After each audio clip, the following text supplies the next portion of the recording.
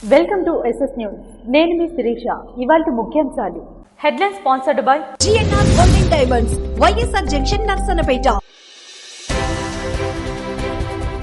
అక్షర విజేతలకు అభినందనల వెల్లువ.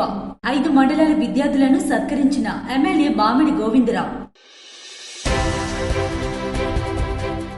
Cargo airport ప్రతిపాదన రద్దు చేయాలని నిరసన. జిల్లా కలెక్టరేట్ పూలే విగ్రహం వద్ద నిరసన దీక్ష చేపట్టిన సిపిఎం పార్టీ. భూ సమస్యల పరిష్కారానికి చర్యలు. రైతులకు రాజముద్రతో భరోసా. కొత్త పట్టాదారు పాస్ పుస్తకాలను పంపిణీ చేసిన నర్సన్నపేట శాసనసభ్యులు బగ్గు రమణమూర్తి.